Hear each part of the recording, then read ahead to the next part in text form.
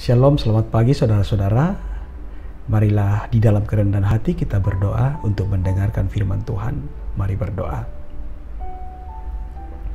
Ya Bapa di sorga, biarlah melalui tuntunan Roh Kudus, hati dan pikiran kami diubahkan, supaya sungguh terbuka di hadapan-Mu untuk mengalami kehadiran Tuhan melalui firman yang akan kami dengarkan di pagi hari ini.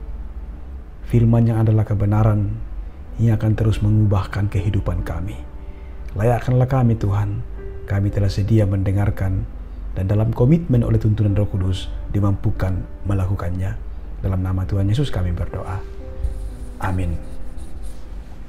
Roma 15 ayat 7, sebab itu terimalah satu sama lain, sama seperti Kristus juga telah menerima kita untuk kemuliaan Allah. Demikian firman-Nya. Saudara, renungan pagi edisi 4 Mei 2021, kerelaan berbagi ruang. O.S. Rail mengatakan, kerelaan untuk berbagi ruang hidup dengan semua sesama adalah keharusan yang tidak boleh ditawar. Saudara-saudara, tentunya paham ini muncul karena Rail melihat bahwa dalam masyarakat ada kelompok-kelompok tertentu yang merasa punya kekuatan yang ingin menguasai ruang dan membatasi ruang bagi mereka yang bukan kelompoknya, membatasi ruang bagi mereka yang dianggapnya lemah. Dan hal ini pun kadang masih diperhadapkan dalam kehidupan kita sampai pada saat ini. Saudara, jangankan dalam masyarakat umum, dalam sejarah gereja pun bisa terjadi. Seperti pada sejarah gereja mula-mula, di mana keturunan Yahudi menolak menerima warga non-Yahudi karena alasan-alasan primordial. Mereka menilai warga non-Yahudi tidak layak untuk ada bersama dengan mereka karena mereka bukanlah orang-orang pilihan, itu paham mereka. Saudara, ada orang yang seperti jemaat di Roma kala itu mengklaim ruang hidup bersama sebagai ruang hidupnya sendiri bersama dengan mereka yang sama saja dan menampik kehadiran siapapun yang berbeda. Saudara-saudara, karena itu Rasul Paulus melihat bahwa ini adalah masalah dalam kehidupan berjemaat yang harus diperbaharui, sehingga Paulus dalam kekuatan iman mengarahkan jemaat, terimalah satu akan yang lain, sama seperti Kristus juga telah menerima kita. Apa pesannya di sana?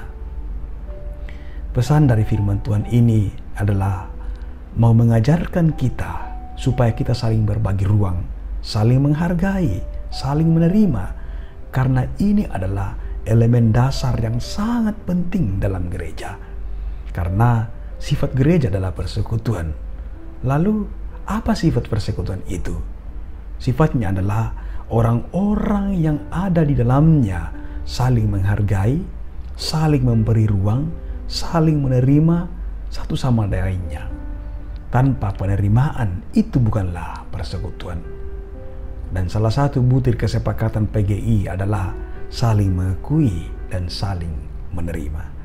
Saudara, saling menerima artinya saling memahami, saling membutuhkan, saling menopang dan sebagainya. Saling menerima itu susah-susah gampang.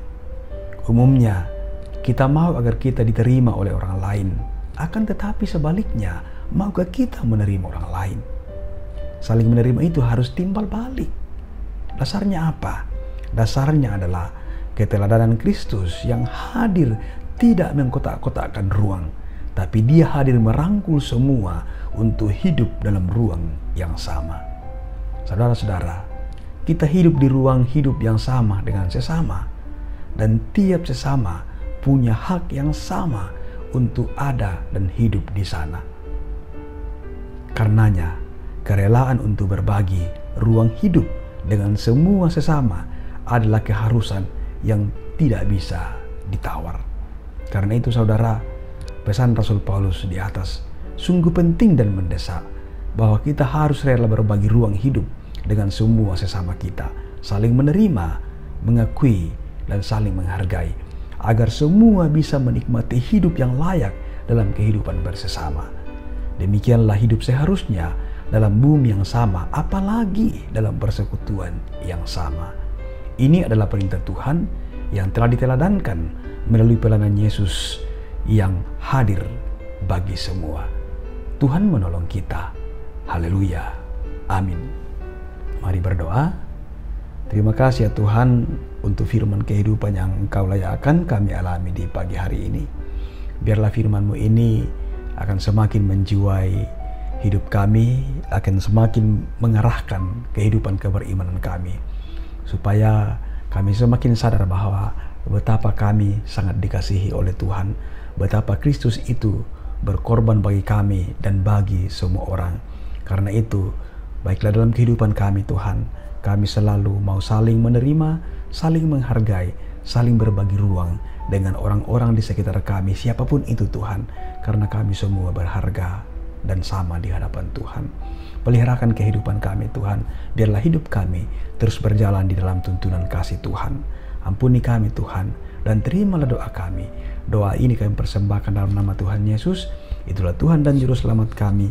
Kami datang berdoa kepada Bapa di sorga. Amin.